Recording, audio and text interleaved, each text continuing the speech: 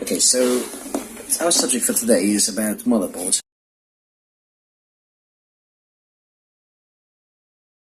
and how do motherboards work and the main components of a motherboard. Okay, so if you've bought a motherboard in your entire life, it's gonna come in a box. What a big deal. Okay, so the main things that you find in the box when you open it, like let's say for instance if I show you at this moment, whenever you open a motherboard, the first thing that comes to mind is the I/O shield. Okay, the I/O shield is responsible for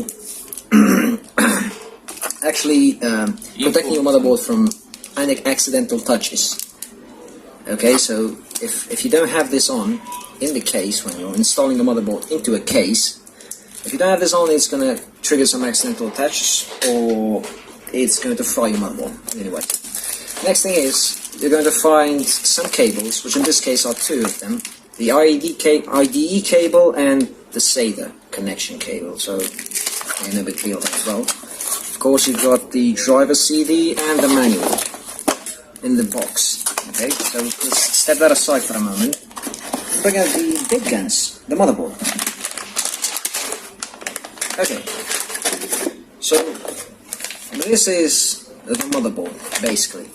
Now what you want to do now is close the box, okay, and use the box as a stand so it won't touch the ground or your workplace, because it's pretty bad for it. If you have any static electricity in the area, it's going to fry your motherboard.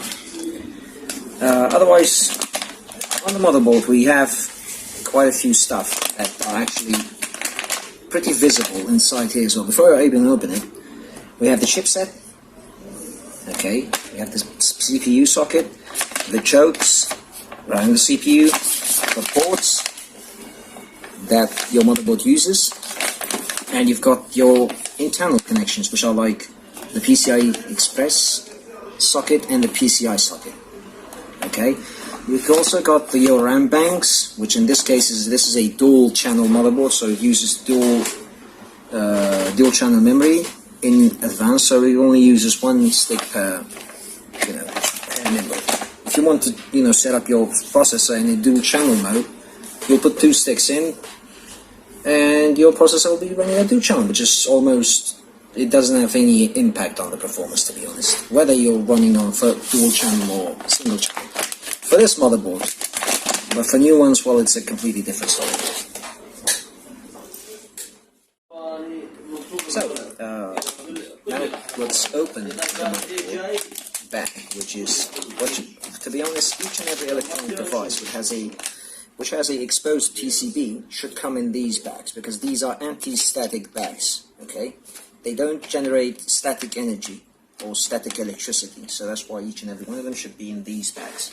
Now, whatever you want to do, before you touch the motherboard, of course, you need to exhale or just touch something metal so you can get all the static energy out of your body, and then you grab the motherboard, okay.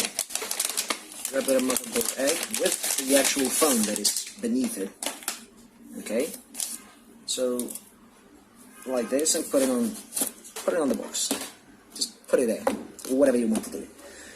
Now, if I may get a pointing device, is there a pointing device there? Just something I can point with? You don't have. So just give me a pointing device, something like that. A screwdriver, something like that. Okay, so the main parts of a motherboard are actually, if you're able to see it, is the processor socket. So there is the socket for the processor. You see this flap over here? Because that flap is actually protecting the processor pins that are actually on the board. Okay, this is an ALGA 775 socket, so it has what we call land grid array, or the pins are actually on the socket, they're not on the actual processor. All CPUs used to have pins on their actual processor, but now the technology has advanced to a certain point that we could put the pins on the socket, not on the processor. Now, afterwards we've got the chipset here, which is under this heatsink, which looks like an exposed piece of silicon, to be honest. It's just like an exposed piece of silicon. As you put thermal paste on and you put a heatsink on. Okay. Next thing is the actual I/O, or the actual input and output sockets, which are, we have, the first one is PS2. These two sockets, which this one is serial, that's parallel for old printers, like really old. VGA, for actually using VGA monitors. We've got 4 USB ports, an Ethernet port or an RJ45 port, and an audio array, which we have on both input, output, and we have line in, if you're using line in. Next thing is, in here, we've got the actual PCI Express socket, which this uses a 16x socket, okay? So this is 16 times the speed, the normal speed of a PCI Express 1X. As well, we've got the old connector here, which I believe they were used in 256s, 256 and 286. No. 286 processors used Yeah. this one. Yeah. Because the other one was ISA, it was quite old. Anyways, this is the PCI interface, which a lot of old hardware used to use and utilize actually. Some of the new hardware is also utilized, but it's come to an end because nobody uses this anymore. Over here we've got the SATA ports, and we've got the battery, the CR2032. The good old dead ham. Yeah, you've got the chokes for your processor. In this case, we've got 3 chokes, okay, and a solid capacitors, like I'm shown right here, which is a solid capacitor. And here is a choke. These are the VRMs, 1, 2, 3, 4. So this has 4-phase VRMs, okay.